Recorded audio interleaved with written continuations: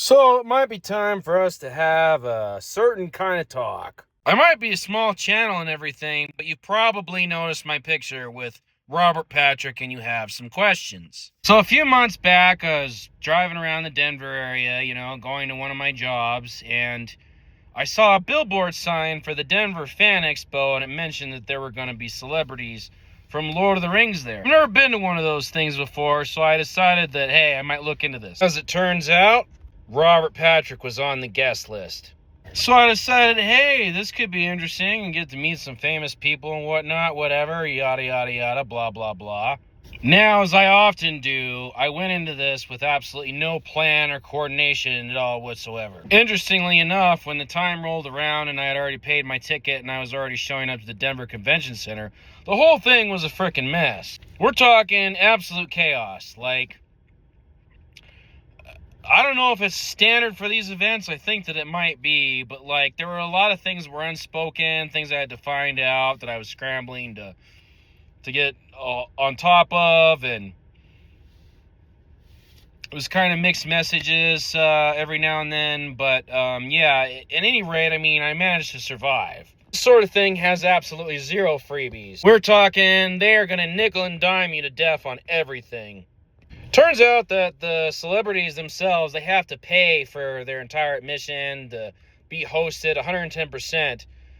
It used to be Comic-Con, but then it became Fan Expo, and ever since then, they went from being a non-profit to for-profit all the way. Capitalism, baby! Anyways, some of the first people that I saw were Jamie Kennedy and Skeet Ulrich. If you're in your 20s, you're probably not going to know who those people are.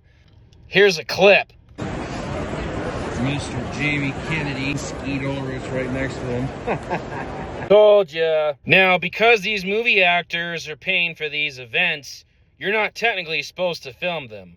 So I actually was filming these video clips before I found out about that and all the specifics and the reasons why. So no, children, I'm not encouraging you to go and do this kind of stuff. It might make them very angry. But I'm going to do what I'm going to do, and honestly, it's not like these movie actors and these Hollywood personas are starving artists or anything, right? This might sound kind of odd, but I find the aura of pretentiousness around celebrities to be a little bit strange.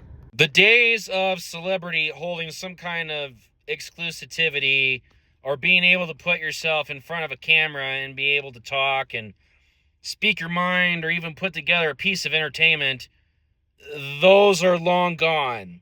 Other people have actually spent time talking about this. Like all these celebrities and super famous people that you've seen in movies or that you've grown up with through your childhood. Now they're using Facebook and social media and everything. And they're trying to appear somewhat normal.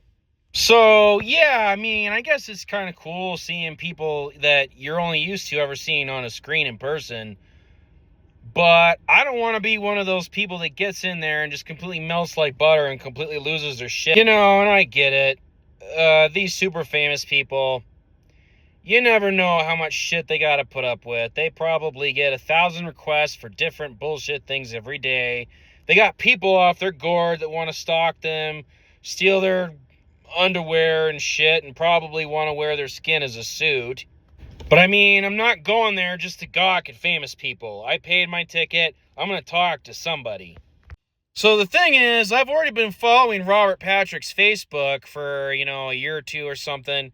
And, he does real life shit. He actually came out to Denver on his way back from a cross-country road trip where he went all the way out to D.C. and then was heading on his way back to Los Angeles from Denver. And he did it all on his Harley. I think it was I'm pretty sure he was on a bagger too. And aside from being in a motorcycle show, Sons of Anarchy, he's also the chapter president of the Los Angeles chapter of the Boozefighters Motorcycle Club in real life.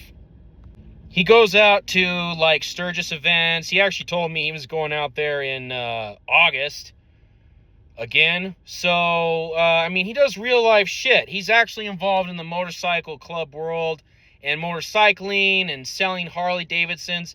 He's got a Harley Davidson dealership actually out in California. Being that I do not have $1,000 just to blow on talking to famous people, I had to narrow it down to one specific option. And that option, of course, was Robert Patrick.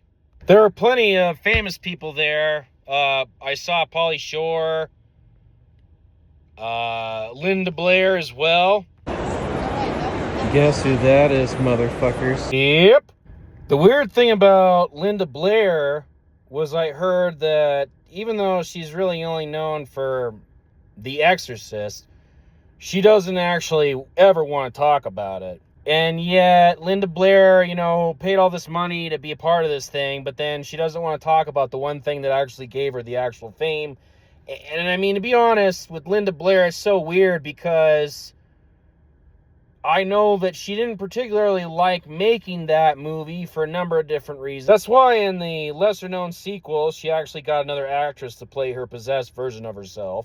But yeah, it's just kind of weird because she was also in that comedy movie with Leslie Nielsen that was parodying The Exorcist.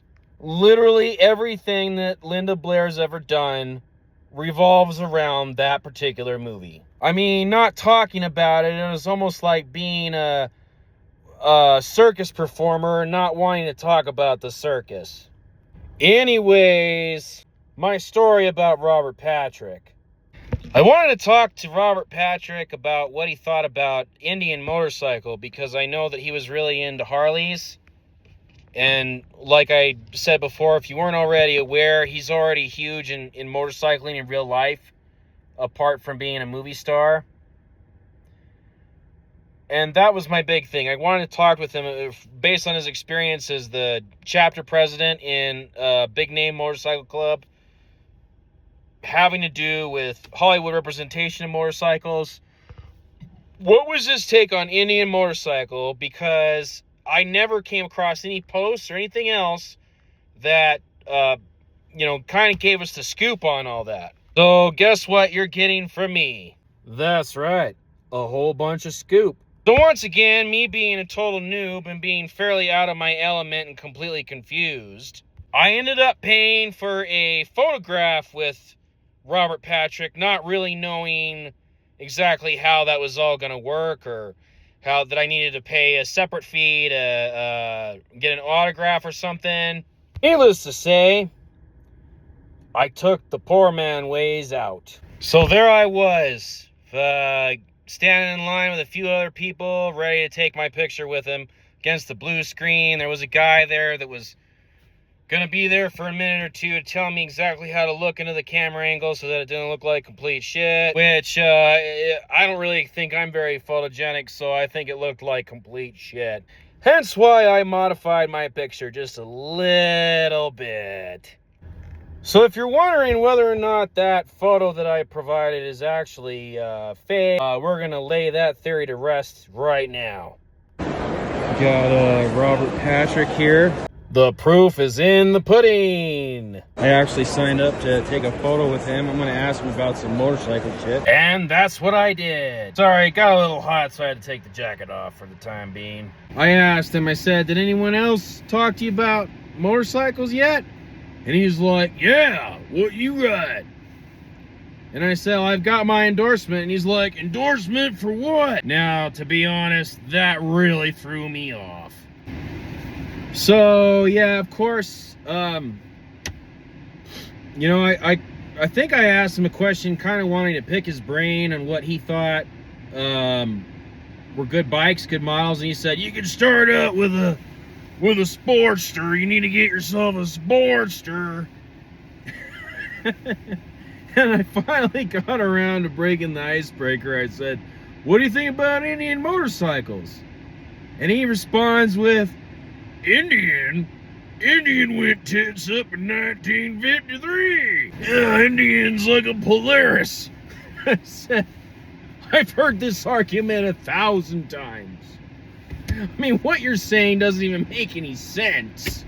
Because you're basically saying that it's impossible for a modern day company to go back in time and get some of the original designs and then make their own modernized iteration of those old designs, which is bullshit. And you want to know something else? I mean, I just spent some time defending Harley and trying to represent for them and everything, right? But I've made perfectly clear, that's not who I plug for as number one, right?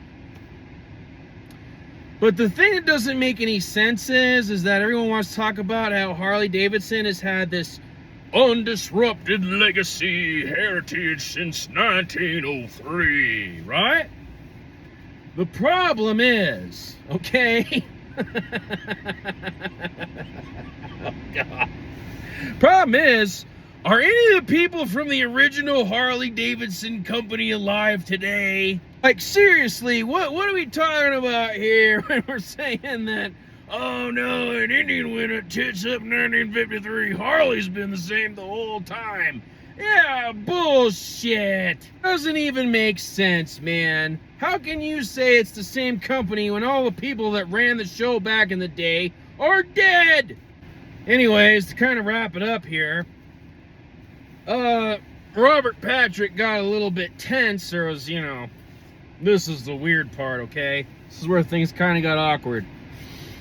After a while, because I told him, hey, I knew you were going to say that, man. And then all of a sudden, Robert Patrick got this, cross his arms like this, sitting in the chair, and he's like, yeah, I don't like people talking shit about Harley. Why don't you fuck off? Yeah, he really said that. I was just standing there, and I'm like, this is kind of awkward. Like, I'm like, what the fuck?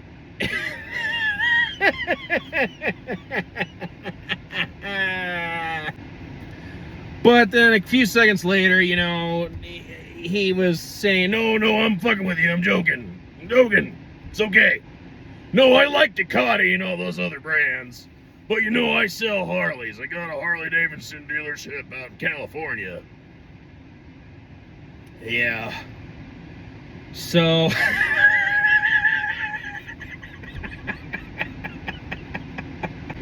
Anyways, I told Robert Patrick, maybe there'll be a chance I'll get to see him again or something. Not that he even gives a shit. He sees a million faces.